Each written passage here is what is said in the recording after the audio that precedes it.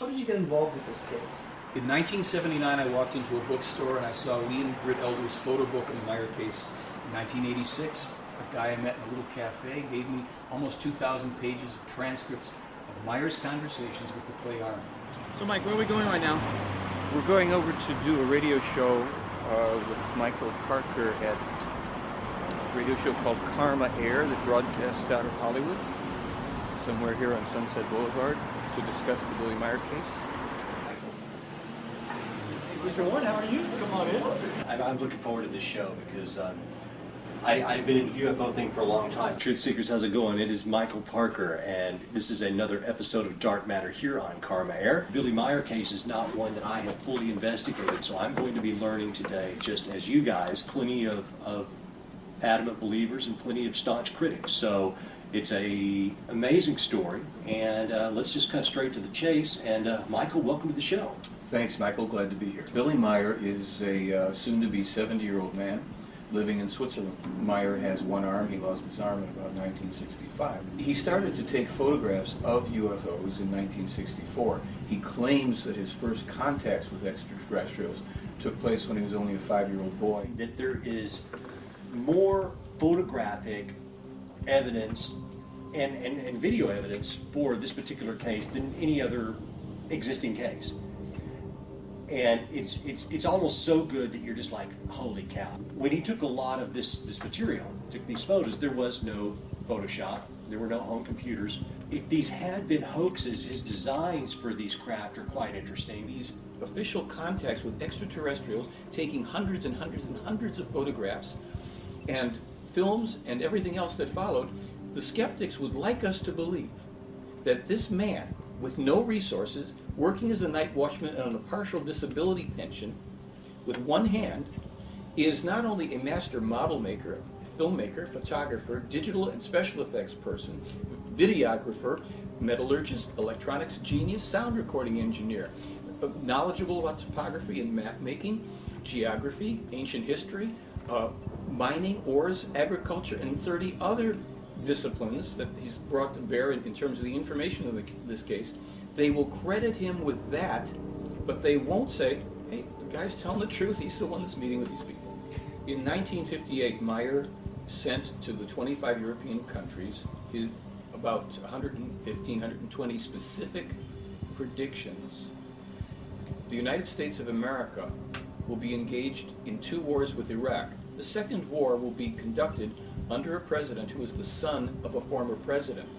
The second war will lead to an unbelievable disaster. The end game is this, and this has been said even before we launched the war in Iraq pertaining to U.S. military policies.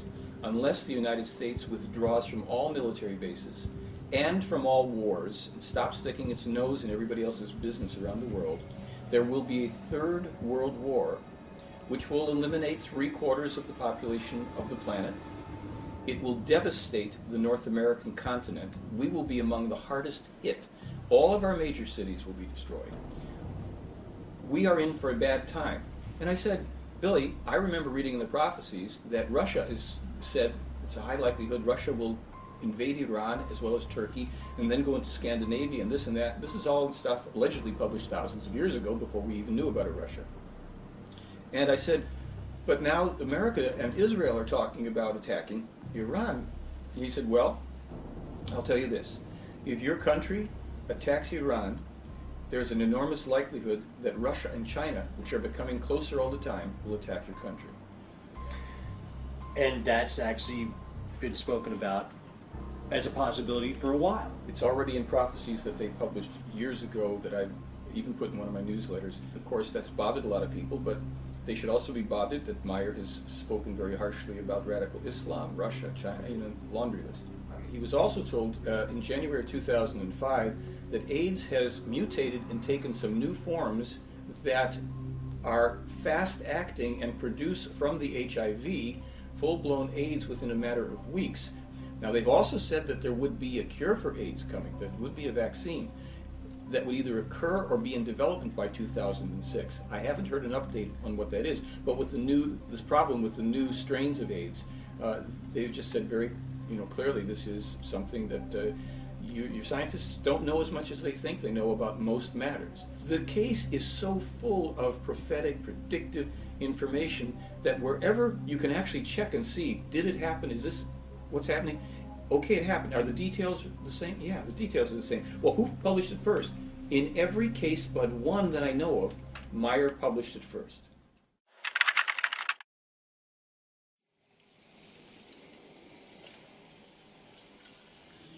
Hallo, wir sind an den Fluss. Oh, guck mal, was es hier alles gibt. Guck mal, ein Engel. Wir können doch mal hochgehen. Nee, nicht da hoch. Da hoch willst du jetzt. Dafür habe ich einen Stütz. Wir sind hier auf der Erde, unser Leben zu führen, das Bewusstsein. We are here on Earth to lead our lives because our consciousness must be developed so that it gathers knowledge, gathers wisdom, builds up love, peace, freedom, and harmony. The human exists in the material life on Earth in order to learn, just as other humankinds do on other worlds in the entire universe. Im gesamten Universum dasselbe tun. Nein, ich kann das allein. Ich bin kein Baby.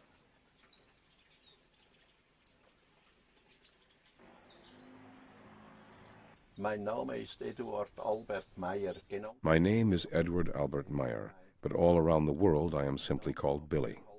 I received the name in Tehran when I was on the road, and since then this name has remained with me. Dieser Name geblieben.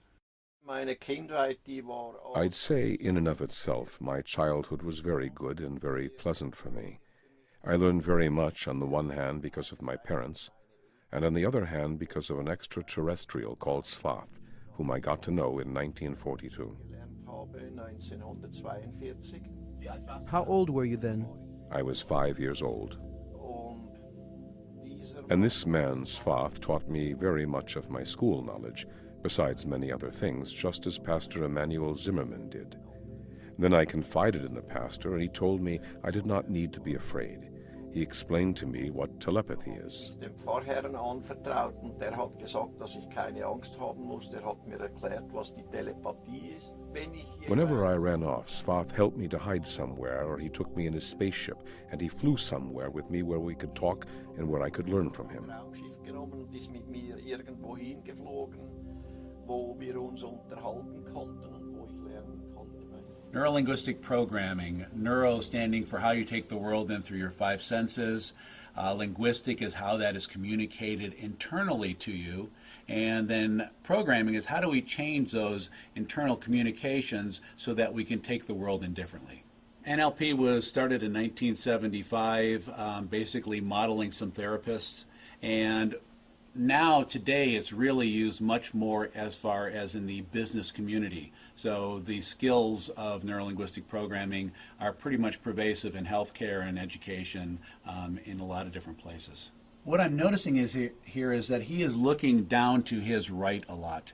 And when people look down to their right, very often they're accessing emotions. They're accessing aspects of what's going on from an emotional sense. He's also looking down a little bit to his left, which would be his analytical mind. So, but most of this is looking down to his emotional self. It looks like he's talking pretty slow at a nice pace, so that would be congruent with him speaking from his heart. His eyes, however, are blinking quite a bit, and that could be an indication, as far from a body language point of view, that he's actually not being congruent, that there's some nervousness there. However, if he is intelligent, that also may account for that and counter it. While the attacks on me and other people have been really relatively tame compared to what's been directed at Meier, they've really only encouraged me to keep on going and get to the bottom of the story. So, Michael, where are we right now? We've just arrived at the Aquarius Hotel and Casino in lovely Laughlin, Nevada. We're the home of the International UFO Congress, where we're going to do our little presentation on Friday. To present some of the new information on the Billy Meier case, there's always new translations that are being made available on materials, some of which dates back 50 years or more. Meier had an interesting childhood, to say the least. Some of it he considered to be very, very positive, but some of it was enormously difficult for him. He had since his earlier contact experiences with this man Svath, it developed in him a duality, if you will, of the private inner life, the private life of his communications, and then being very alienated from other children and other people because he couldn't express, he couldn't tell them anything about this. He had support from a parish priest, Father Zimmerman. And Father Zimmerman became a confidant. He had actually been contacted, apparently telepathically, by the Pleiades to prepare him to be a source of help for young Meier, who they told him would come to him. There was one situation where a woman had been abusive, beating him. At some point, she hits him, slaps him, I think, with a wet towel that he then takes away from her and slaps her with this towel. This gets him incarcerated for a period of time in a youth prison. Then, after he's out of that situation, seems to attract repeated accusations of wrongdoing, things that he didn't do, but he doesn't defend himself. He doesn't put up any kind of a fight about it. Ends up again being incarcerated. He escapes from this facility, and in the process, I think he breaks a bone in his foot, injures himself. He goes and joins the French Foreign Legion. We're talking about somebody who's 15 or 16 years of age. I joined the French Foreign Legion because I simply wanted to leave everything behind me, the false accusations and so forth. I wanted to elude the court, and then when I was in the Legion, I came to the conclusion that that was not the correct way. He found himself with people who loved to kill and who were trained to become better and better killers. It was not something that was his calling. And he escaped. He did something quite unusual. He walked out across the desert, left the French Foreign Legion behind him. That's why I returned to Switzerland, and I gave myself up to the authorities, who locked me up in an institution for more than 2 years. He learns a variety of different skills. He's befriended by one or more people there who want to assist him and help him in his development, his life. He's a young person still. And many of these skills he would learn in prison, he would employ and use later in life in various ways. In each case, I financed the travels by working underway, as is customary and right, to honestly make my way through life. Now and then, Svath also took me to various government people who I met and with whom I could speak, and indeed, through a speech translator, the small translation device which had been fastened on my belt or breast pocket, and so each time I could have a conversation with the concerned person without problems.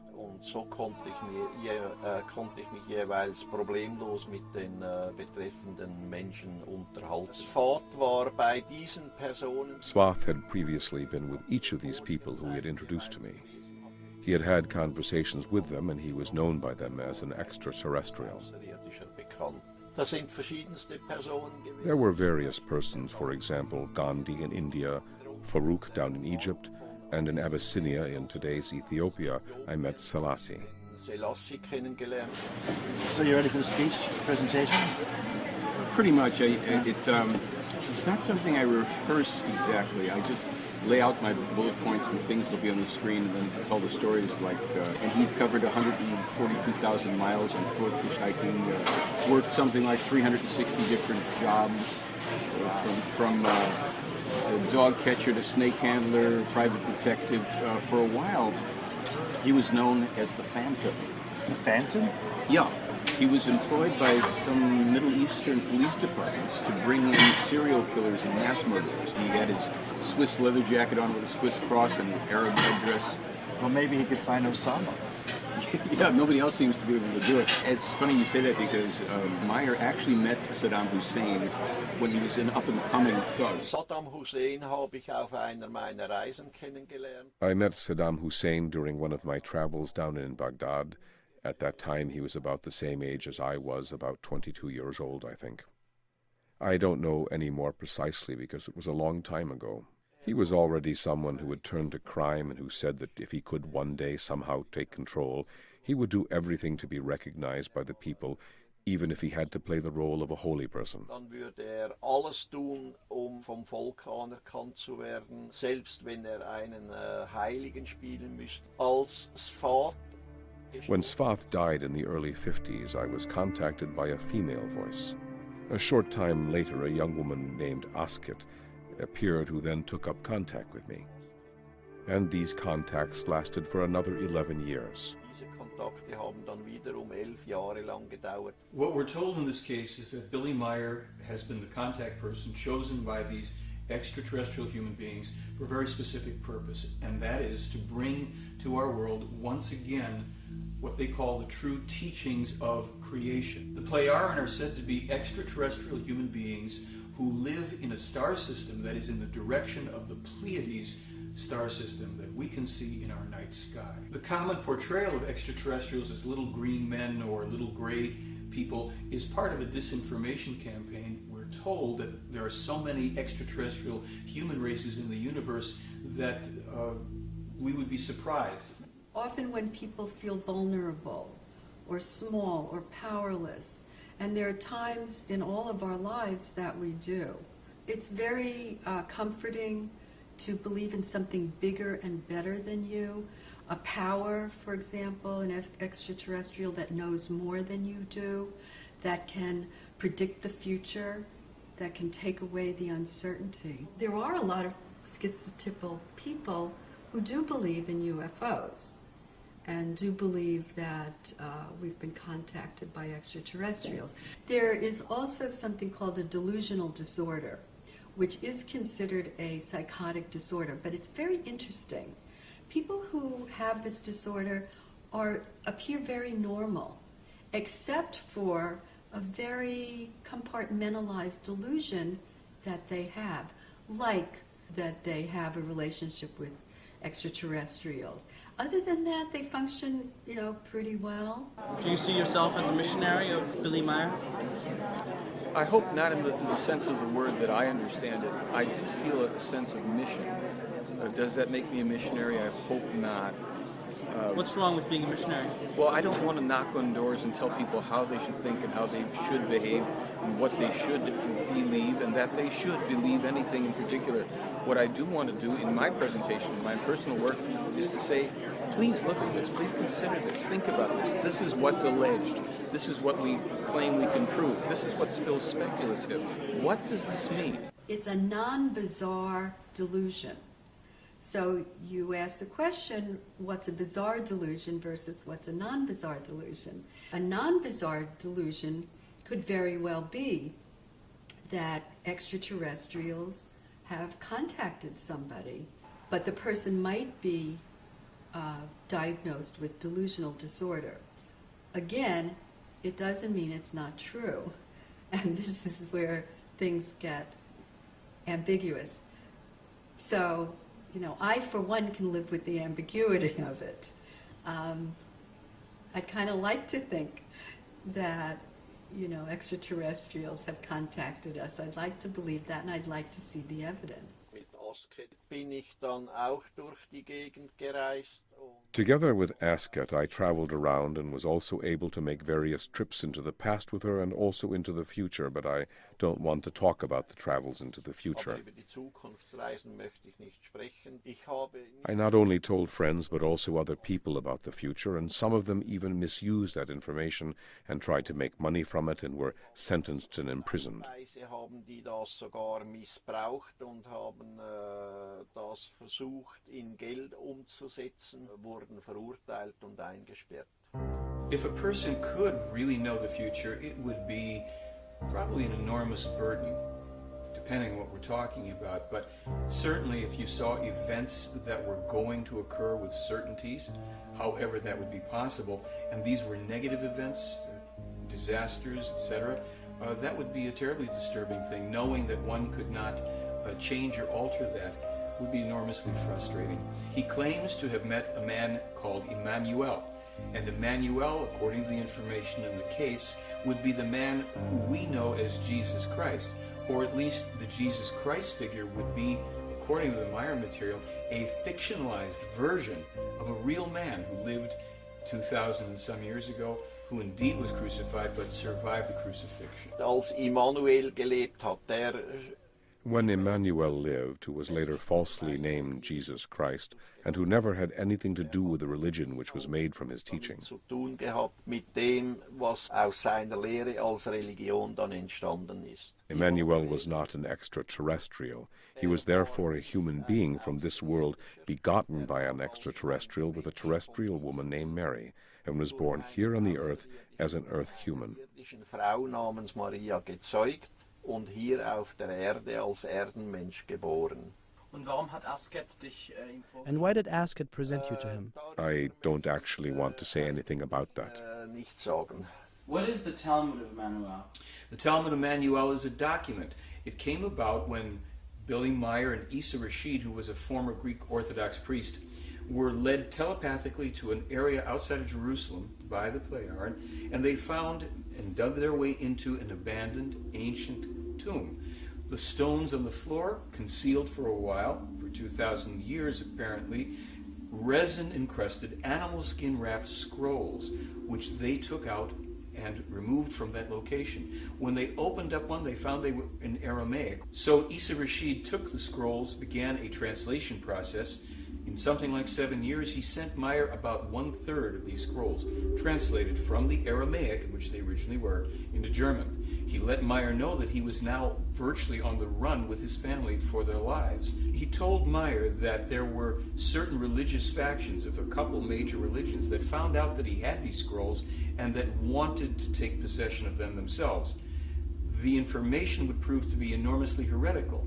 After Isa Rashid had translated a chunk of them, he took them and his family into a refugee village in Lebanon, hid the scrolls in the walls. It's said that within about a week's time, the Israelis came in and destroyed the entire village. The scrolls were destroyed, along with many of the structures and people who lost their lives. Isa Rashid and his family escaped with their lives into Iraq. And 4 years later, Meier found out that Isa Rashid and his entire family had been machine gunned to death, ostensibly by the Mossad in Baghdad. For instance, Emmanuel foretold the coming of another prophet. He named him as Muhammad. He claimed that while this man would be a true prophet, his teachings would also be corrupted and a false and evil cult would be created from them that would give the Israeli people, the distant descendants, no peace until the end of time, unless, hopefully, both the Israelis and their enemies could make a conciliatory and honest peace with each other. The Talmud of Emmanuel contains prophecies about the fires that would darken the sky when greedy and power-hungry people would ignite the very oil of the earth. The Talmud of Emmanuel was discovered in 1963. The fires from the Gulf War that darkened the skies did not occur until 1991, 18 years after the Talmud was discovered. There are two artifacts that are shown in this book that Meier discovered in the tomb where the Talmud of Emmanuel was discovered. The first one was a small figurine that Meier says was left by the Indian healers with Emmanuel, the men who came and ministered to him over those 3 days while he was sequestered in the tomb. The other artifact is a piece of gypsum that Gabriel allegedly gave to Emmanuel. Both of these were left for Meier to discover, as he did, centuries later. Als ich 1964 in Indien war, When I was in India in 1964, I lived in the Asoka ashram outside of Morali with a monk named Dharmawara, from whom I also learned a great deal. It was then that the opportunity arose for the first time for me to photograph spaceships, that is to say, beamships. große Möglichkeit gegeben war, dass ich Raumschiffe respektive Strahlschiffe fotografieren konnte. And that is my grandfather when he was in his late 80s, and myself a year and a half before I left to come to United States to pursue my university studies. As I continued my university studies, I have forgotten all about that contact. It never stayed in a place in my mind where it is utilized. I went on finishing my graduate work, went to help my country, became a diplomat, was sent back to New York to represent my country at the United Nations. Worked at it for 12 years. One day I was cleaning and came across the book again. So I thought before I threw it away, I should look at it. I opened the page and saw the name Ashoka Ashram. So I was wondering, how could our place be named in this book? As I browsed through it, I saw the stories. And immediately, I thought, I bet you it was the same Swiss person that had stayed at our place when I was a child. If he's the person that I knew, if he has a monkey, it's the same person. So Wendell wrote to him, and I think Wendell said within an hour, Billy wrote back. A few months later, I flew out. We sat and talked for 3 straight nights without sleep. It was almost like I felt I have returned home and he felt he has returned home. So it was just sharing of some part of him that he has not been able to share so much with a lot of people before. She seems like her body language is congruent. So it's in other words, when she's speaking, her hands move with whatever is going on. She's saying, I remember this. Typically, if I was lying, I wouldn't throw something like that in because I'm trying to get through it as quick as possible. So she goes into little snippets of the story. I would say that the way she's presenting it, either she's rehearsed it really well or she's telling what she believes in. So this ship would appear, usually would be around the same time as I have the visitation, or sometime this was taken by Billy Meier. It's 1965. It's a very hot day in Turkey. Meier gets on a bus, sits next to the window, sticks his arm out. Als uns entgegen ein anderer Autobus kam. When another bus whose driver was drunk drove towards us and rammed us, I was hurled out the window and my left arm was smashed and crushed to such a degree that it had to be amputated. Den hat es derart zertrümmert und zerquetscht, dass wegoperiert werden musste. For the next month, he wanders around hallucinating. The police recognize him. They knew him as the Phantom. Instead of shooting him on the spot, they took care of him until he was well enough to proceed on his way. Wobei ich jedoch nach dem Unfall, das muss gesagt sein. Whereby it must be said that after the accident I first went down to Kuwait delirious. What I had done simply wasn't appropriate. I don't want to be persuaded into talking about it. Ich werde Dinge lernen dadurch in Bezug auf. Asket told me that through this I will learn things with regard to self-control, dealing with my own thoughts and feelings, my psychology and so forth. And it turned out that actually she had been right. Eigene Psychologie und so weiter und so fort, und das hat sich dann tatsächlich auch so ergeben. Meine Frau, die habe ich dann in Griechenland nach I met my wife in Greece after my accident in Iskenderun. Geholfen hat uns die Polizei Korinthos, damit wir überhaupt. The Corinth police helped us get the wedding papers, and then we were officially arrested, only to be told at the police station, well, you are now married and there is nothing we can hold against you. Und dann auf dem Polizeiposten erklärt wurde, ja, ihr seid ja jetzt verheiratet, jetzt können wir nichts mehr tun. Mein Entschluss. My decision to marry this girl had to do with an explanation by Asket in the 50s and earlier by Svath that I would meet this girl one day and marry her. Und auch früher schon durch Svath, dass ich dieses Mädchen eines Tages treffe. And it really turned out that quite bad things resulted in that my marriage wasn't happy and so on and so forth. Dass meine Ehe nicht glücklich verlaufen würde und so weiter und so fort. Und das hat sich dann auch tatsächlich zugetragen. Die Begründung. Asket's and Svath's explanation was, were I to marry Calliope, I would settle down and would begin my mission and would perform this mission no matter what. Beginnen und diese Mission auf Biegen und Brechen durchführen.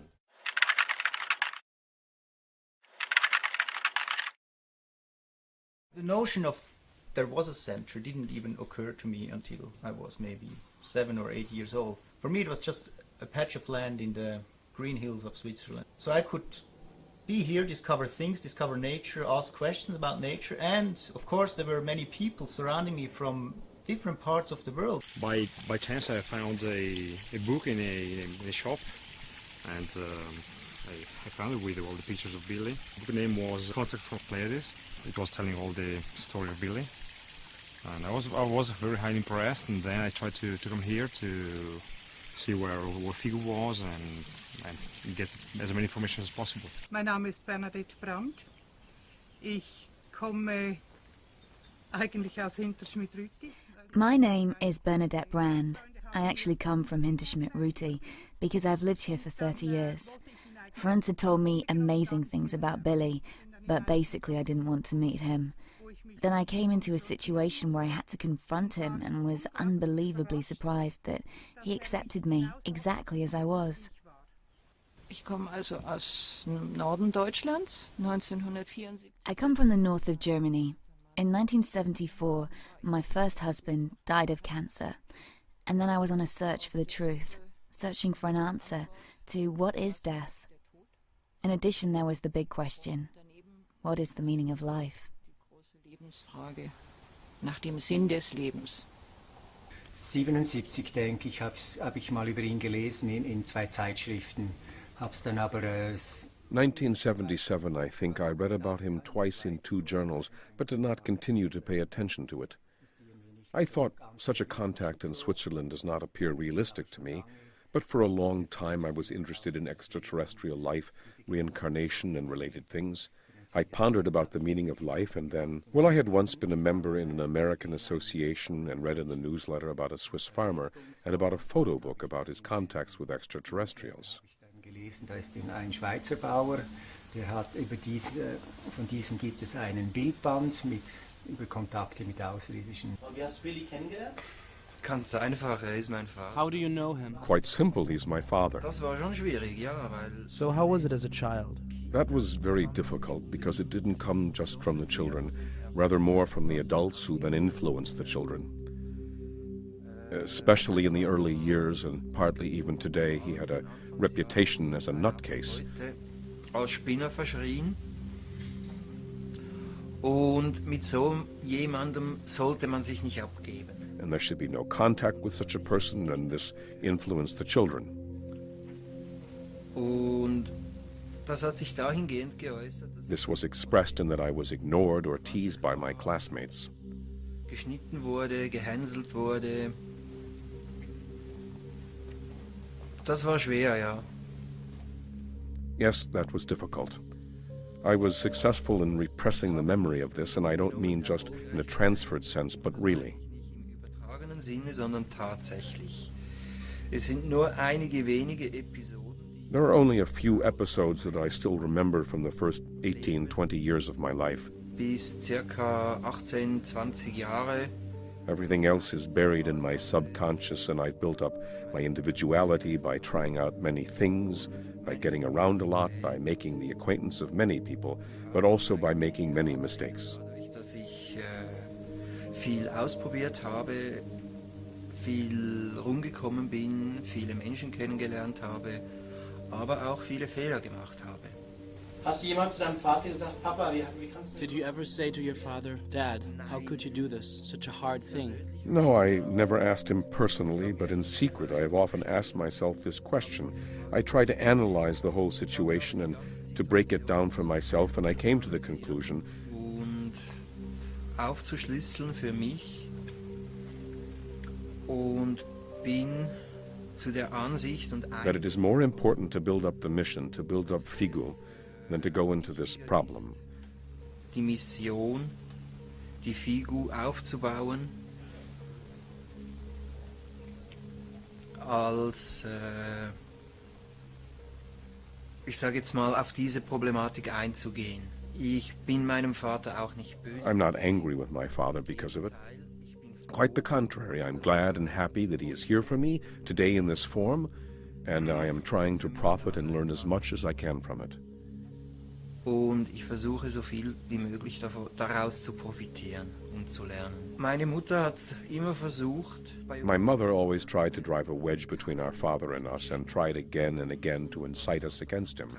und hat auch immer wieder versucht, uns gegen ihn aufzuhetzen. Das ist aber schlussendlich. Well, she didn't succeed in the end, and overall we have a good relationship with our father. Wir haben im Großen und Ganzen eigentlich ein gutes Verhältnis zu unserem Vater. ist ja 12 Jahre war auf Reisen. He was on the road for 12 years, and naturally quite a bit comes together from real life. That fascinated me. The people as such, how they live, how they work, their way of thinking, their hospitality, other countries, other customs, that naturally expands one's horizons when one can experience something like that. Und da ist natürlich auch eine Horizonterweiterung, diesbezüglich, wenn man sowas erfahren darf. Und dann And one day the question arose, Jacobus, what do you make of extraterrestrials? Außerirdischen. Wo die Straße in den Wald reingeht, da ist Langholz gelegt. Where the road enters the forest, there was a pile of long logs, and very good photographs were taken there. Wo gehen wir jetzt gerade hin, Billy? Hier runter in Where are we going, Billy? Down to Lower Satellik, where we were able to take photographs of Semjase's beamship. konnten mit dem Strahlschiff von Semjase.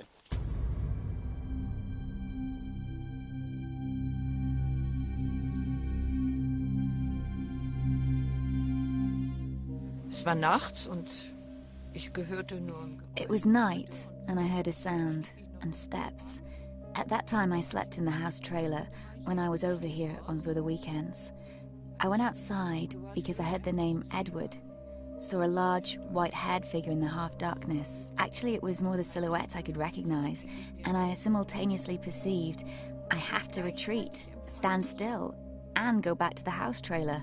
It was a wonderful feeling. Somehow I was inwardly fulfilled with happiness and light and sun and so forth, and naturally I've never forgotten that. Sonne und weiß ich was, erfüllt innerlich, was ich natürlich nie vergessen habe. Ungefähr 1990 habe ich dann die Forschungsschiffe vom Dahl-Universum. Around 1990, I saw the ionizing hulls of 3 research ships from the Dahl universe. They were circling and looked like misty balls.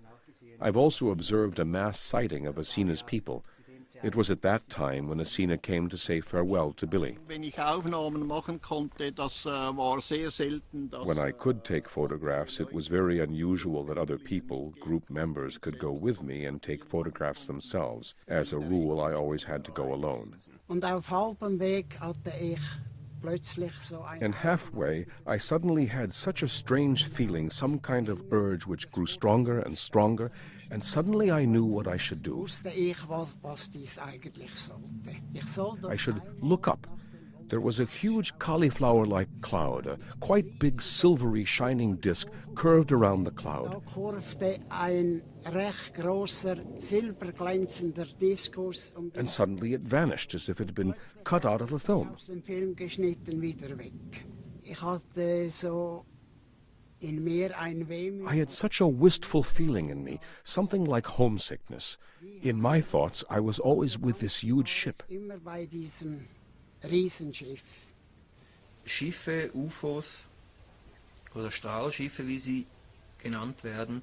I had several sightings of ships, UFOs, beam ships as they are called, due to the fact that my father had contact with the Pleiades and repeatedly said, I have been called once again. Immer wieder gesagt hat und auch gesagt hat, so jetzt bin ich wieder gerufen worden. Es war für mich einfach selbstverständlich da. It has been a natural thing as I had been a part of it since childhood. Das war hier auf dem Centergelände. Hat Billy einmal gerufen, wir sollen kommen. It was here on the centre's grounds when Billy called that we should come, and there was a tiny silvery point in the sky. And I was lucky 3 times to have had the occasion to photograph 3 UFOs. Ein Foto zu schießen, wo ein UFO zu sehen ist. Naturally, I didn't see them when I took the photographs, only when I had the photographs in my hand. So it was by coincidence? Yes. Was ich dann aber gesehen habe und was auch auf dem Bild dann drauf ist. While taking the photograph, I saw a fiery red big disc which didn't appear at all on my photograph. But what I also saw, and what was also on the photo, was some glittering drizzle which sprayed down from that disc. Zeugen dabei, als Semjase. Once I was with other witnesses when Semjase eliminated a freestanding, approximately 3 to 5 meter tall fir tree in a meadow. It suddenly disappeared. Weg vom Fenster. Der Apfel ist heute noch in dem The apple, which is still preserved today in this glass jar, has been here now for around 30 years. In spite of that, in my view, it still looks exactly as good as it did then. Aus wie damals. Es handelt sich da nicht einen ganz gewöhnlichen. We're not just dealing with an ordinary apple, because it was not grown in a terrestrial garden, Rather, it comes from a food garden or a greenhouse, sondern stammt aus einer Gewächsfarm oder aus einem Gewächs. which is situated in Spaceship Commander Ishwish Ptah's huge mothership. This is what's special about this apple. Beheimatet ist. Und das ist das Besondere an diesem Apfel. Unfortunately, almost nobody has accepted this apple story of mine. Diese Apfelstory abgenommen. Und dort hinten, wo die Straße jetzt eine Kurve macht, da war Back there, long logs were lying where the road curves, and beyond, at the curve just in front of the forest, there where it goes into the forest, I once made recordings of the whirring sounds of Semjase's beamship. vom Strahlschiff von Semjase. You could hear it over a very big area, up to a distance of 4 kilometers. Wendell Stevens aus und Lee Elders. Wendell Stevens, Lee Elders, and Tom Welch got a measuring device from Weil Limited up in Rheintal. Da ist eine Firma mit elektronischen Geräten. Haben sie ausgemessen, wie weit die A company with electronic devices, and measured the distance from here to there about 380 meters, which made it possible for the sounds to be recorded from here. Dafür waren, dass von hier aus die Geräusche überhaupt noch aufgenommen werden konnten.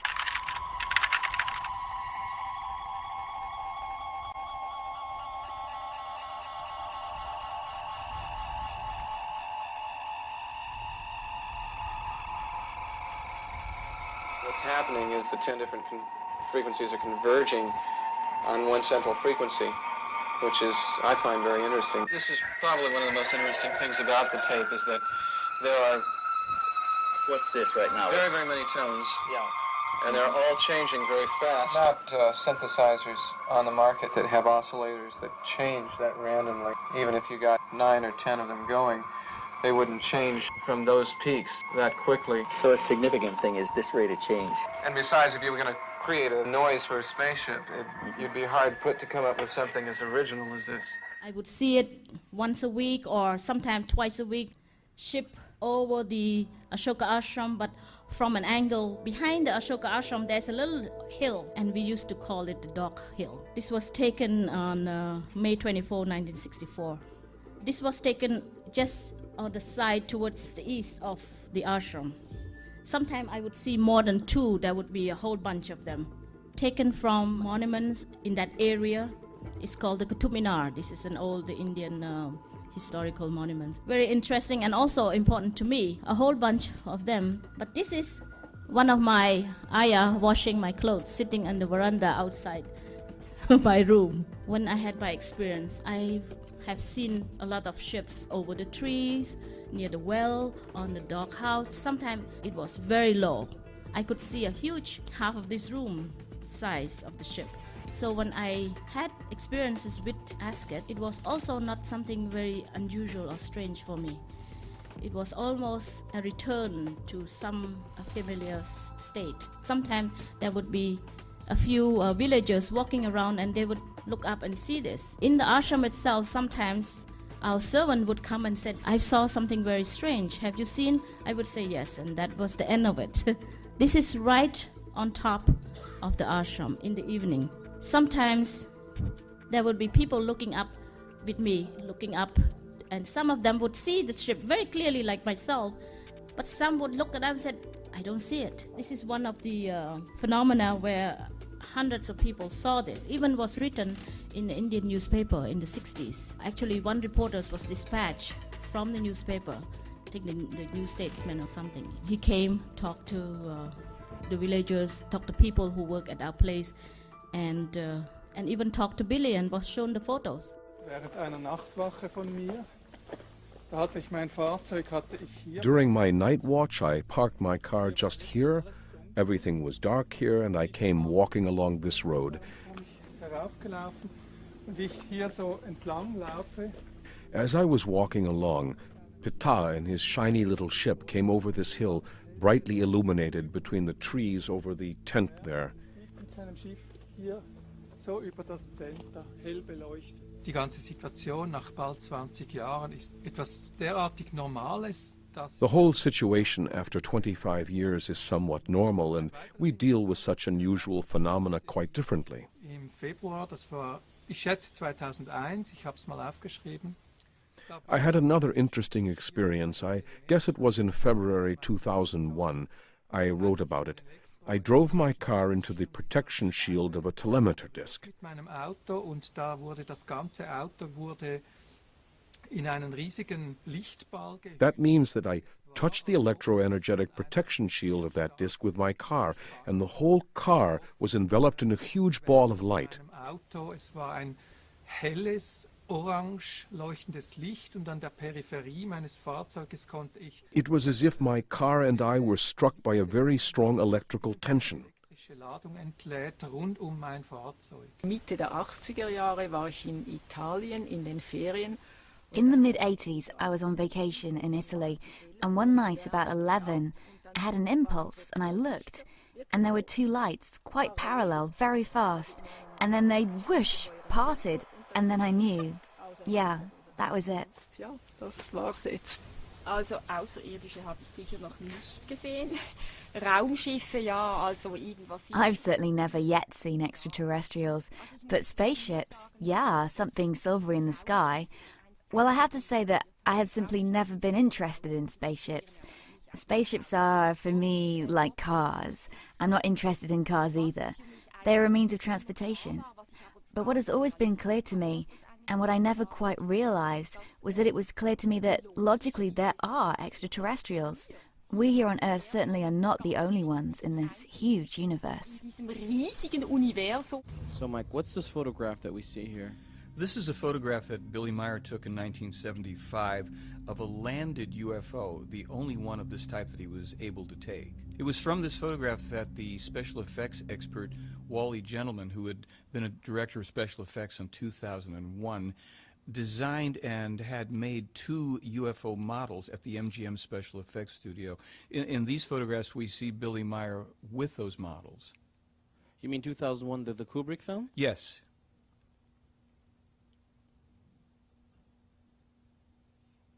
And what's the difference between these models versus, photographs that Billy Meier took of actual UFOs? Well, I think we're going to take a look at some of that. For instance, here we can see in this film the model, one of the models being handheld and walked about the property.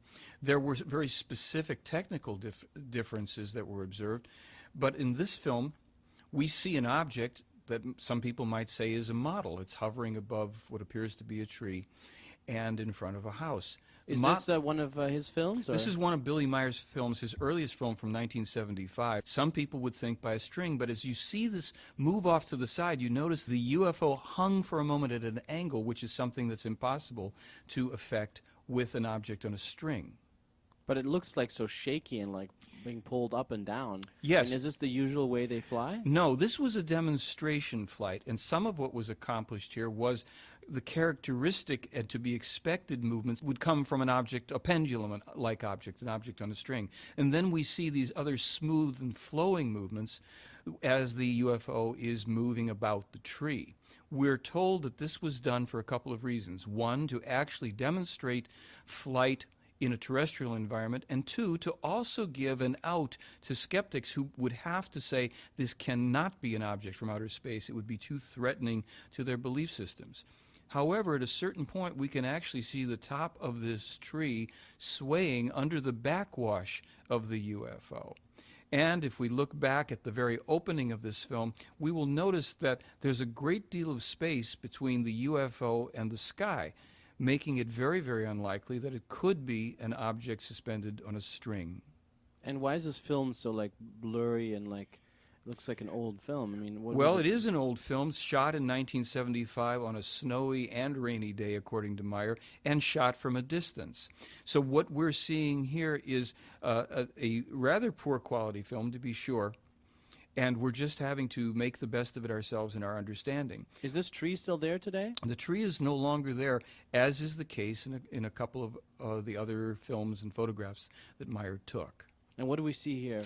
Here is a much clearer film segment that Meier took with a UFO hovering above a road, and we can see a car moving slowly to the left in the bottom. Oh yeah, of that this white frame. dot there, yeah. The white dot. We're going to see another one in a moment. We also notice that there is a tree branch with some leaves to the left. Meier was encouraged oftentimes to have objects in the foreground for perspective and calculating the distance. Here the craft is moved suddenly to the left, and it's exhibiting a characteristic floating motion that we're told is really the craft riding on the magnetic field of the Earth. In this film, we can see an object, a toy made in the 1990s, invented by physicists, called a levitron, that exhibits this type of movement as this object in these repeated frames floats above the base. We dissolve here into Meier's UFO as it too is exhibiting that type of hovering, pulsing movement on the magnetic field of the Earth as he was told. Now watch as the object will suddenly dart away in one frame, disappearing from view. How is that possible? Meier was told that they have technologies that allow them to move out of phase, out of dimension, within a part of a second. They can not only move out of dimension that quickly, they can also pop back into dimension. When the films were examined at Nippon TV, they discovered that indeed there had been no cutting and that the object not only disappears in one frame, but pops back in one frame just as suddenly as you see here. So where does it go while it's gone? Well, that's a good question. As we observe it here disappear one more time, we can wonder just exactly where it goes. I don't have an answer for it. That's Billy Meier in the lower middle of the film. He's walked into the film. He'd set up his camera on a tripod as we again see one of the UFOs hovering in the distance. And again, notice that it has this movement, the slight pulsing up and down movement as it rides on the magnetic field of the Earth. And this film?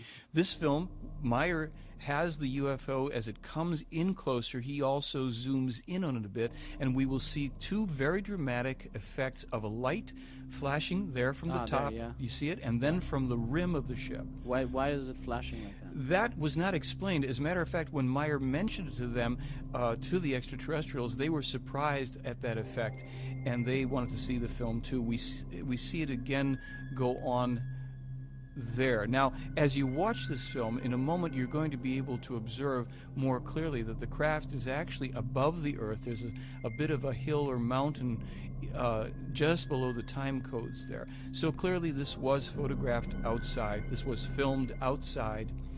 And this is one of the films that the owners of Uncharted Territory, the Academy Award-winning special effects house, they viewed this film and determined that it was not a hoax.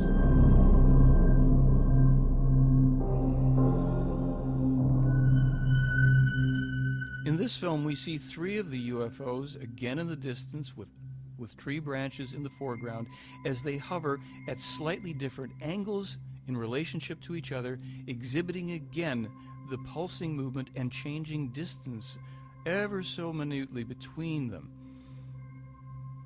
Uncharted Territory said that if they could duplicate Meier's films, they would have to go to CGI to do it because these clearly are not models. And what is this right here? This is the beginning of a series of photographs that Meier took of what's called a light or energy ship, allegedly piloted by beings from the Andromeda Galaxy who are partially physical and partially non-physical. Very high-level, high-energy beings. They did not communicate directly with Meier, and he could not communicate with them. Interestingly enough, Lee and Britt Elders, two of the original investigators on the case, claimed that they also saw a phenomenon in the night skies like this in Switzerland while they were investigating the case. Photoshop expert David Biedny claimed that Meier had simply used a light fixture photographed against a black background to hoax these photographs, in particular one that he claimed was a double exposure. When another special effects movie expert who'd been in the business for 50 years viewed the same photograph that we're about to see in just a moment, he said that it was not a double exposure at all, but a triple exposure that must have been taken accidentally in camera.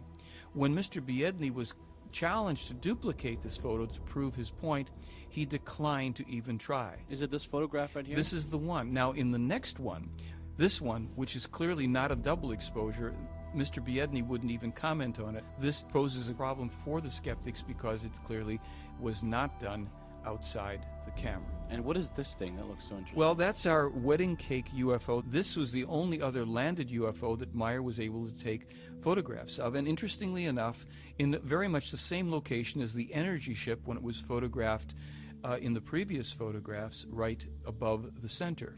We see here a more clear view of the base of the ship taken from this angle, and as we get closer to it, even a little more clarity.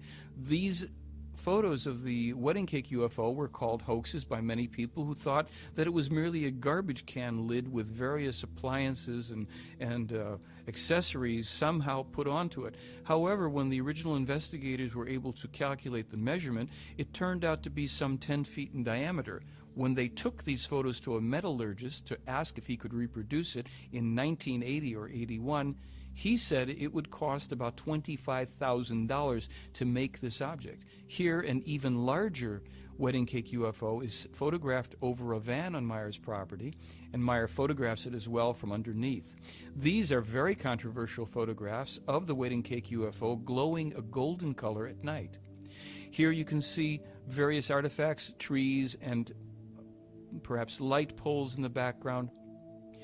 In this next photograph, Meier has a close-up of it, even larger, closer to the camera. And here, a telemeter disc moves off to the side, and the photograph of the tree and the car caused problems for skeptics who claim that this is really just a model tree and a model car. Here we can see the most dramatic of those photos as Meier photographs focusing on the distant large UFO, which is behind the car and not in front of it. Here the object is now clearer, hovering, and we can see the base of the UFO at night as it glows golden color with various protuberances underneath.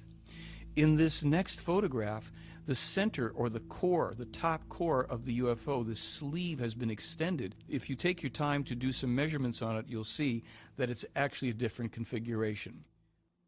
When was this video taken? This was taken in 1981, outside. Meier has the camera set up. This is his first video camera, and the UFO here is about 200 to 300 feet in the distance as best we can calculate. Meier snaps some of the photographs here. He'll then leave the frame. He'll go out of frame again for a while before coming back in. Some skeptics had claimed that this was really false perspective, that it was small model trees set up close to the camera. For anybody that's been to Switzerland, rural parts as well, and especially near where Meier lives, many solitary trees appear on these hillsides, and they look all too good to be true unless you're familiar with the fact that there's a very vibrant life force. The trees are clear, solitary in many occasions. Here, this solitary tree has the UFO hovering virtually motionlessly in front of it. How is that possible? In the other films, it was moving. Here, it's like standing still. Well, it seems that the UFOs can be controlled consciously by the Pleiades. People have to think that through for themselves and see if they accept that idea. This is a photograph, a formerly top-secret photograph, of one of the Nazi UFOs, the German UFOs that were developed during the early part of the Second World War, supposedly with the help of extraterrestrials who, upon further determining the nefarious intentions of the Nazis, input into the designs elements that caused these craft to not be able to function as the Germans had hoped they would. Nonetheless, it's said that during the Second World War there was an intense bombing run by the Allies. 800 bombers were sent up. Only 2 of these craft were sent up and were able to destroy 200 of the Allied bombers, according to Lieutenant Colonel Wendell Stevens. How did the Nazis supposedly get these UFOs? Supposedly they were helped by an extraterrestrial race that thought that the Germans at the time would develop and utilize these craft to bring about a more peaceful world here. And this only goes to show that, extraterrestrial or not, whenever human beings are involved in something, things can and ultimately will get messed up. You mean they talked to the Nazis and gave them UFOs? They They apparently input the information telepathically to Nazis, or at the time German scientists, who were unaware of the contacts themselves. They thought that they were developing these objects themselves. And after the Second World War, some of these objects survived, and some of the Germans fled to South America with them. Different countries came into possession of these plans, such as the United States, Canada, Russia, and England. Other countries as well, later, such as France and China, developed this type of alternative craft, which, while it does not have the capability of true interplanetary, let alone interstellar spacecraft, is used even today to create UFO sightings around the world. So we are told by the Pleiades and Meier that the greater majority of so-called UFO sightings are actually craft that are U.S. and other secret military craft. The danger still being that a false UFO ET attack could be launched by one country or another in order to bring people under martial law and worldwide control. These are the only known photographs taken from within a UFO above the Earth with two other UFOs visible. Meier took these from inside Semyaze's ship. In this final photograph, we even get a clearer view of the Earth and land below. We're looking at photographs taken of Meier holding a laser beam-type weapon on July 6, 1977. The photographer is the woman Manara, who brought him this weapon, an antique 600-year-old beam-type weapon. He looks a lot younger here than in the movie. He was about 40 years old at this time. And this is like another film of his? This is shot on the same day. This was actually the second time that a weapon like this was brought to Meier, and they decided to both photograph and film him handling the weapon during this time. So does anyone else ever touch this weapon, or was Meier the only one? Well, Meier was the only terrestrial person to handle the weapon. Manara was the person who brought it, and another woman named Alina. Also, we'll see her in a little bit. We have some photographs of her. The weapon had some very unusual characteristics. Like what? Well, the weapon was said to have a range of 37.2 kilometers, and it had a screen on it that Meier could look into and see up to that distance as if whatever he was looking at was close at hand. All he had to do was concentrate then on the target, whether it would be a little piece of a tree or another vehicle or whatever, and press the trigger, pull back on the trigger, and that beam would travel as far as necessary to destroy the object in question. So he could basically steer the weapon with his mind? Well, this weapon wasn't fully steerable with the mind. It was more that he could focus on whatever he wanted to. He still had to pull the trigger. In their more recent technology, they have weapons that are controlled by the mind, so that only the so-called owner of the weapon can actually activate and use it. It doesn't require the use, then, of a trigger, but rather is mentally controlled by the weapon's owner. We're looking at a film made 30 years ago of a weapon that is, at the time, allegedly 600 years old. Who is this holding the Well, weapon? this is Alina. She's another extraterrestrial who comes from a very, very distant system in space, and she is holding the weapon here. We see not only the weapon, but this gold suit. What I should tell you is that when Wendell Stevens and the investigative team first saw these photographs and films, they thought, number one, that the weapon had to be a toy, which they discovered it wasn't by searching out every toy supplier in Switzerland as well as toy stores and coming up with nothing. Likewise, they searched out through sporting goods stores and clothing manufacturers this type of an outfit, as well as simply looking for a fabric that would behave and appear as the apparent gold foil of Alina's outfit does. They couldn't find that either. And what is this? What's with this tree? Well, this is one of the two trees that Meier shot holes through using this weapon. This appears to be the apple tree, about 10 to 12 inches in diameter. The investigators couldn't even find a drill bit that long, and plus, as they examined the hole here, they found out that not only was it smooth as glass all the way through, but slightly oval, in addition to the round entrance and exit. There is no possible way of drilling an oval hole. What about these pictures? Well, this is another tree in a forest that Meier had shot a hole through. The investigators had then taken a string, tied it around the trunk, ran it through the hole, and then carried it back all the way into the forest.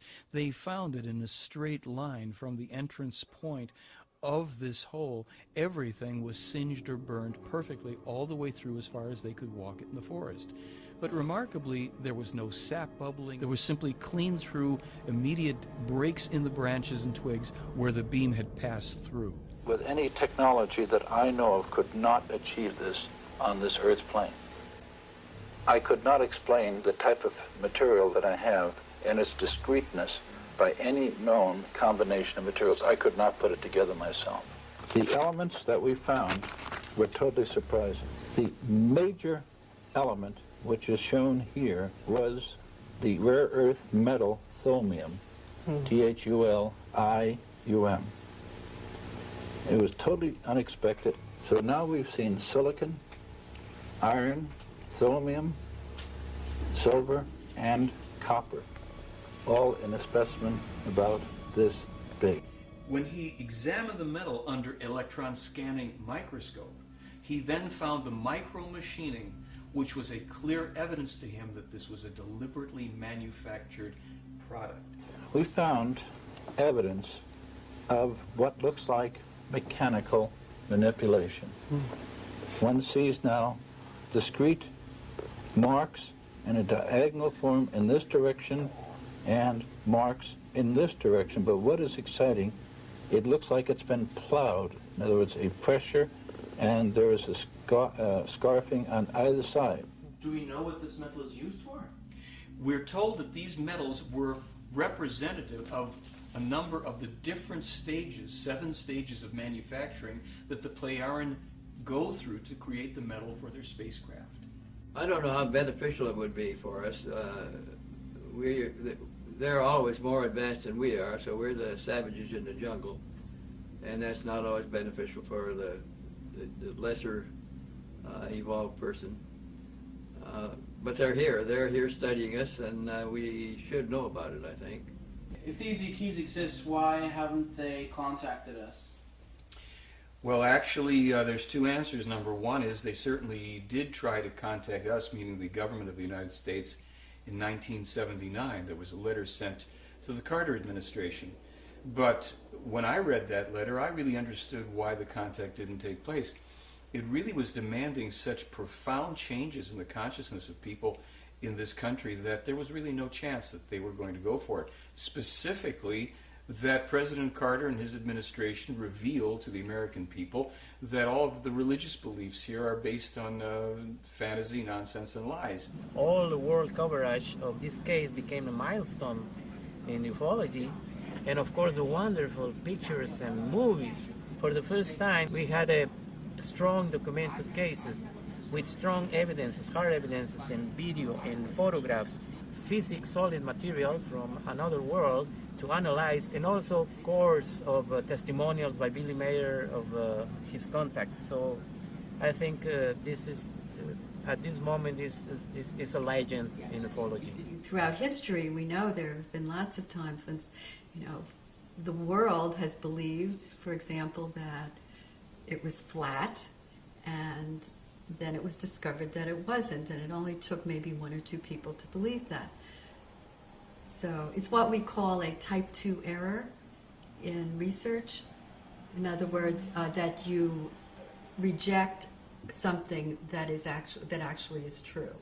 Die Lehre des Geistes oder das Wissen, dass die The teaching of the Spirit, or the knowledge that is transmitted to us by the Pleiaren, is so fundamentally different from everything else here on Earth.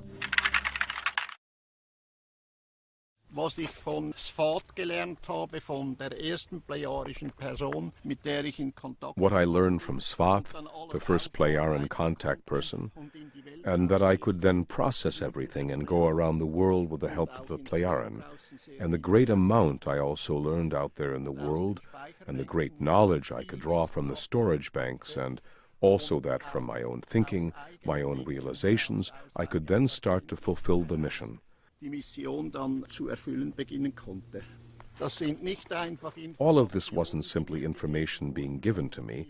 Rather, I had to work for it all by myself. The German language is the best language that one can actually have in the world in order to precisely and clearly explain everything just as it really must be. What we are disseminating from here, the center in Hinterschmidruti, is simply only a teaching, and we call that the teaching of the Spirit, or spiritual teaching, or the teaching of truth. Consciousness-related evolution is the real meaning of life. Lehre der Wahrheit. Rund 400 verschiedene Schriften, rund 40 Bücher und jedes Buch. About 400 different texts, about 40 books, and 3,000 copies are printed of each book, which makes 120,000 books. Also 120.000 Bücher.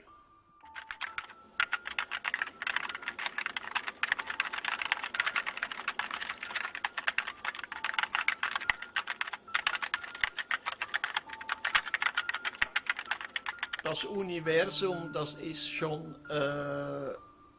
The universe is already very, very old, and everything took its time to come into being, even human life. The beginning is the cause from which the effect came about. It's the law of causality which has to take effect. Kausalgesetz, das wirken muss. Der Sinn des Lebens ist die Evolution. The meaning of life is the human being's evolution with regard to his consciousness. Was ist Gott, Billy?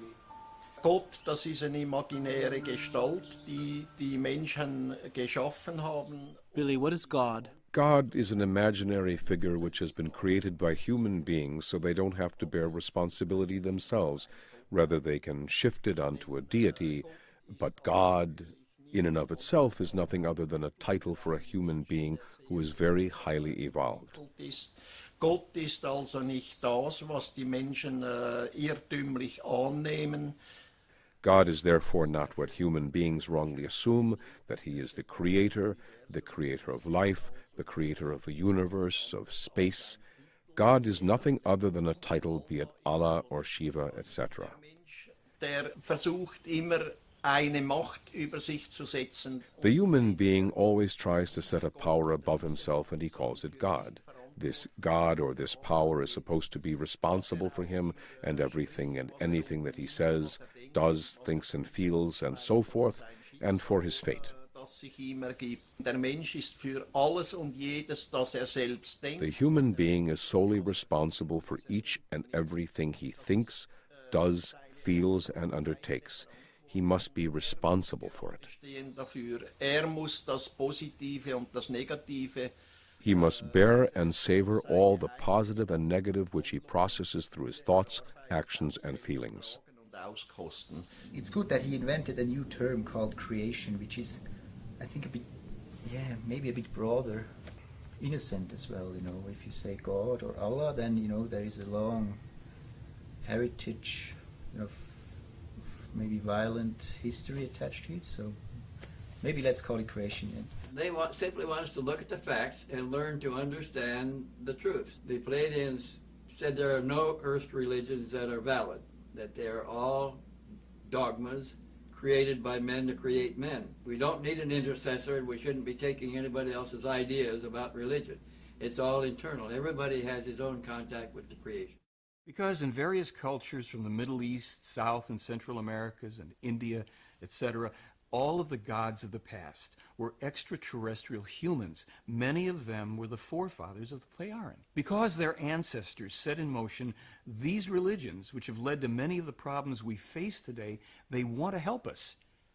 But this time they must do so without directly interfering with us, because that would only lead to their being worshipped again or to their being attacked. When we think about God and religion and the universe, we might want to consider that we live in a little ball.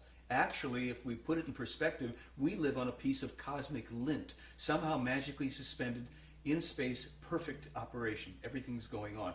In religion, we want to say that God is responsible for that, and that we should also fear God, or maybe we won't be sitting on a cloud after we die. We'll be dipped eternally in molten lava.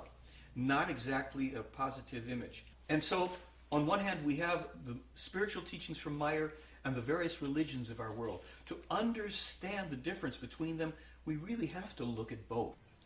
Then the human beings are no longer in a position to think for themselves.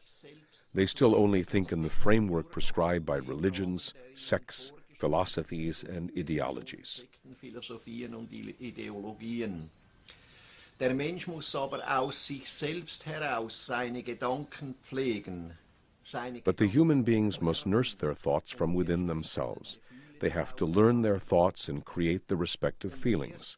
And it is only then that they may detach themselves from that which the false teachings, the erroneous teachings, which hammering fear into them, are bringing. Hier ein Andenken, dass man mir mit einem Nagel an die Haustüre genagelt hat. Es langte Here is a memento for me that someone nailed on the door of the house.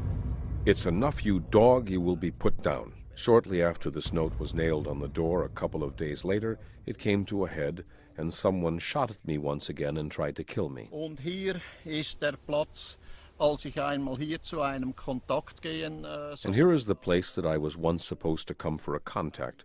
Jacobus was with me and 2 other men. In the hours of the night, someone shot at me from down there. Hat man auf mich geschossen. Das habe ich aber Tage zuvor geträumt und habe mir dann ein Metallblatt. I dreamed about it days before and had hung a metal plate in front of my chest under my jacket, and on top of it a memorandum book. Genau in die Agenda rein und in die Metallplatte, und so hat es mir das Leben gerettet. And the bullet went through the book and into the metal plate, and so my life was saved through a dream that I had had before. Because I have dreams again and again which show me things that will happen in the future.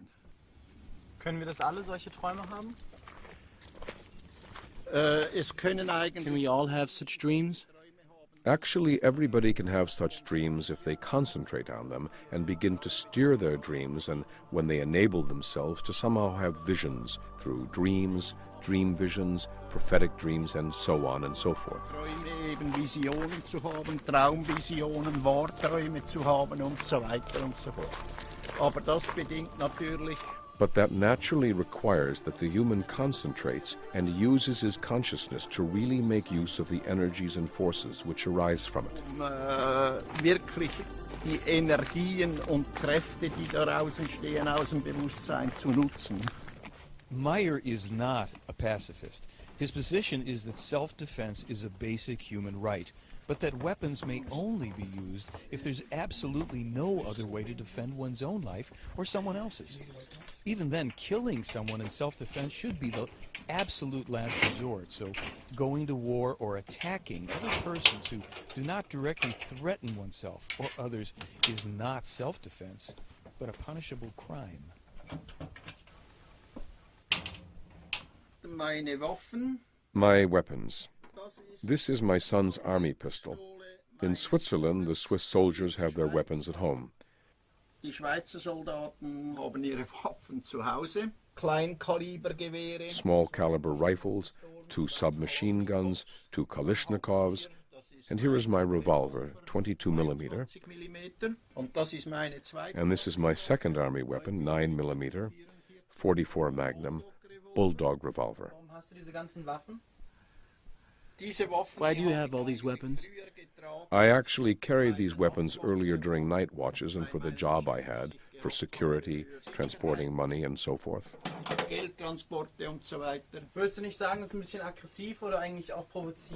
Wouldn't you say it's a bit aggressive or even provocative to hoard so many revolvers, so many weapons? No. And this is my army pistol. What do the Pleiades say about self-defense?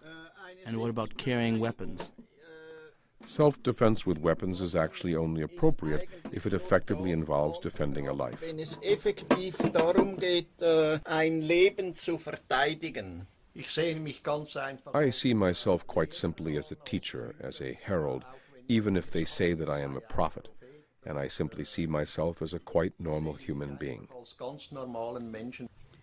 The silent revolution of truth actually is exactly the appropriate name for what we are doing here. First of all, it has to do with self-responsibility, and that the human being learns to go back to his roots without any compulsion, and learns to be a human being. Und das ohne Zwang. The Pleiades say that they know, not believe, but know that there's such a thing called the human spirit. And there is a soul, but the soul is a transitory element of the human being, kind of located in the solar plexus primarily, and it dissolves after death. Let's get back to the human spirit. That is the eternal and immortal part of us. There's a physical location for it, which is deep within the brain.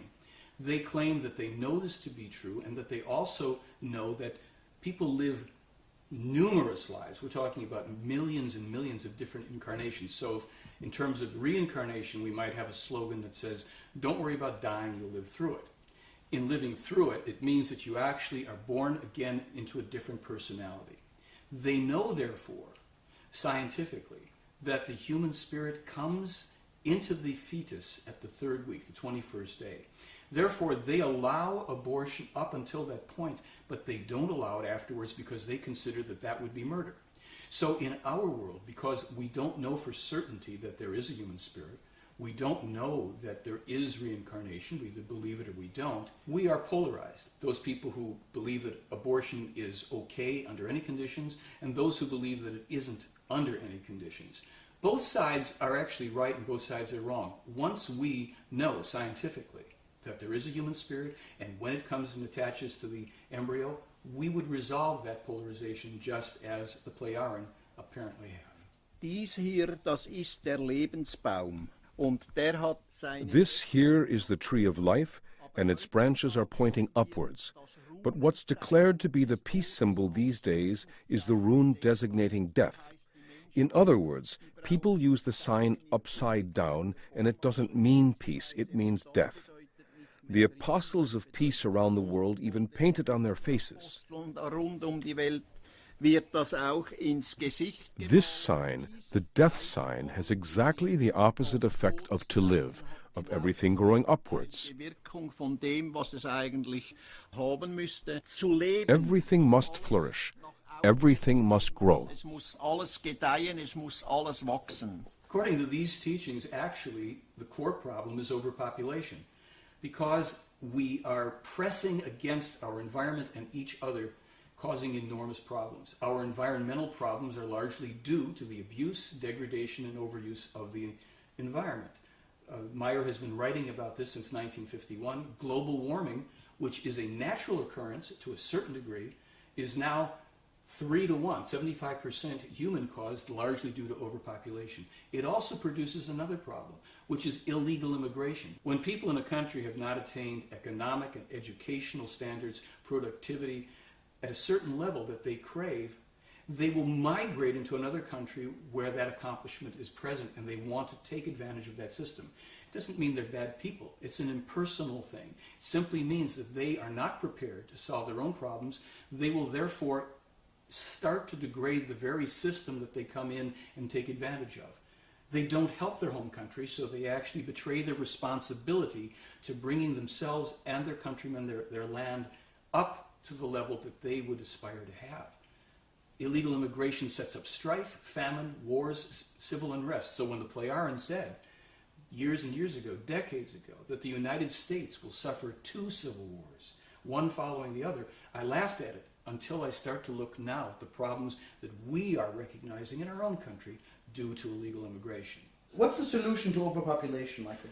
According to the information in this case, a cessation of births. Very simply, there is a staggered means of introducing births into a society once it has attained a reasonable level population. Was würdest du sagen zwischen Mann und Frau? Wie funktioniert sowas wirklich? What would you say about the relationship between a man and a woman? How does it really work? An interpersonal relationship between a man and a woman must naturally be defined according to what the personal circumstances are with the two people. An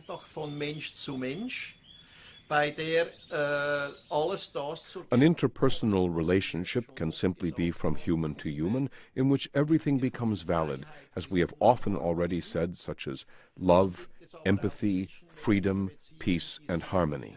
Then there are also interpersonal relationships which reach very much further, and indeed to the extent that a friendship comes about whereby all these values become very much deeper. And then there is a further possibility where the two build up a lifelong union together, where man and woman live together as life partners. Wo Mann und Frau dann eben zusammenleben als Lebenspartner, egal ob It's all the same if they are married according to legal values, as the authorities require it here on Earth, or if a free life partnership exists, which luckily is feasible and allowed in our latitudes or in the Western world. unseren Breiten oder in der westlichen Welt machbar ist und erlaubt ist. You have something to say to that, Michael? No? About man and woman living together? I am not an expert in that area.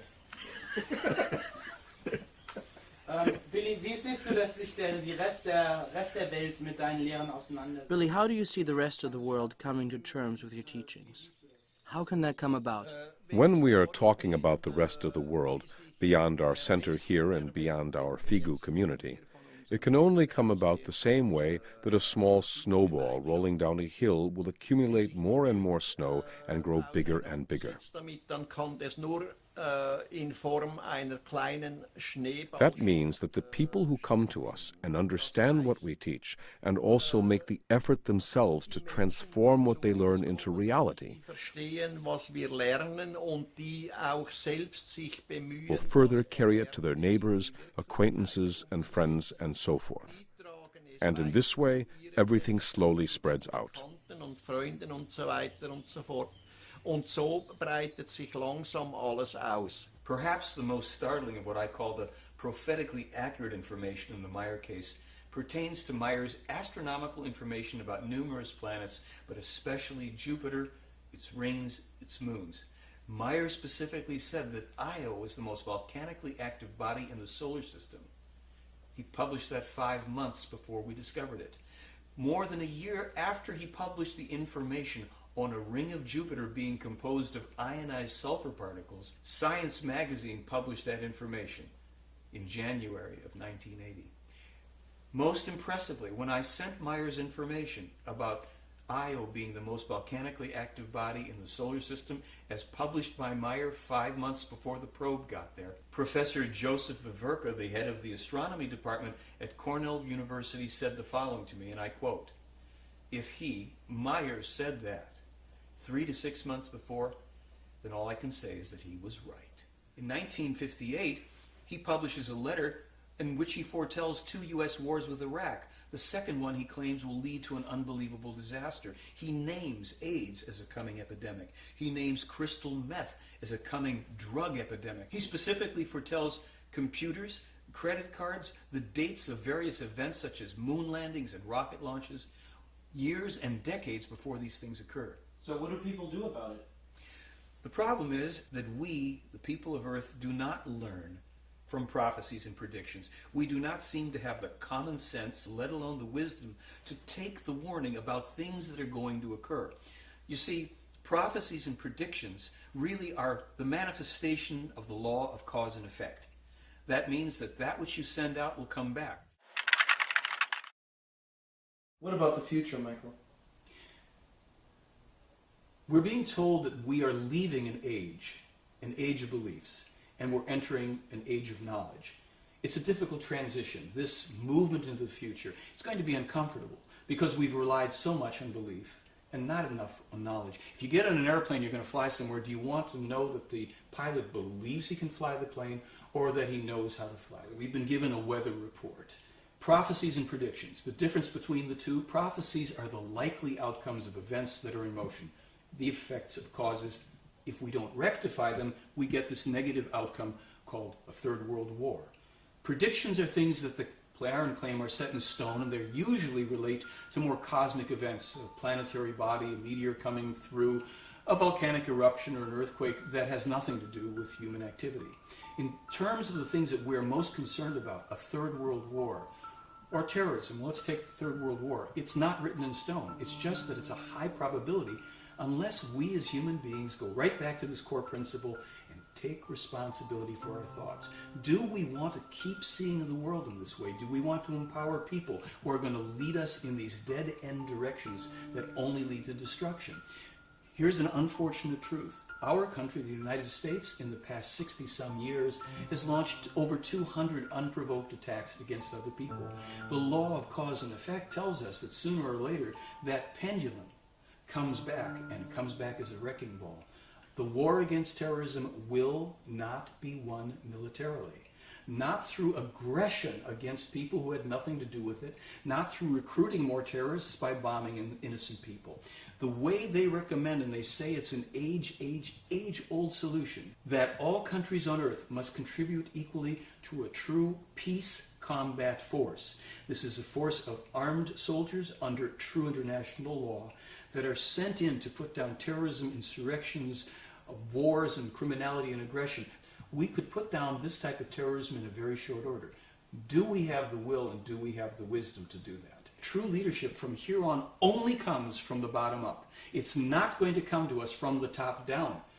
We are in a time of false leadership. If we recognize a person of integrity who stands for truth and is willing to buck the tide of all the pressures, political, religious, and everything else, yes, we should support that person. As it said, it will be later on in time the true mothers of the millennium who will bring peace and harmony. The women will come into their true feminine power, not the imitation of male power. They will be in balance with that, and they will bring that element strongly forward so that peace will come. As we go into this new time, structures are dissolving and they're falling apart. But that sounds like doom and gloom. It isn't really. It's that the seeds of a new time, the seeds of new understanding and harmony and peace are developing in the fertilizer, if you will, of these very, very difficult times that we're in. Wenn ich darüber nachdenke, was sich ergeben hat. When I ponder the negative and positive which have occurred in my life, I have to say that I realize it is necessary that the human being experiences both, the bad as well as the good. Dass es notwendig ist, dass der Mensch beiderlei Dinge erlebt, die schlechten sowohl wie die guten. I think if we embrace the idea that we are going to courageously move forward to discover how we can bring about the kind of harmony that every human being craves within themselves, we will awaken to this age of knowledge and to all of the parts of it that would come with it. This isn't just about ETs and UFOs, as fascinating as that is. It's about us and our future survival. The more I read, the more I felt that I had a personal mission to help prove a lot of these prophecies wrong by instilling some hope and directing people to think for themselves so that we can leave a world for our children that's going to be a lot better than the one we're living in now. If this all turns out to be a hoax, what would you say? Well, for me, I'd only have one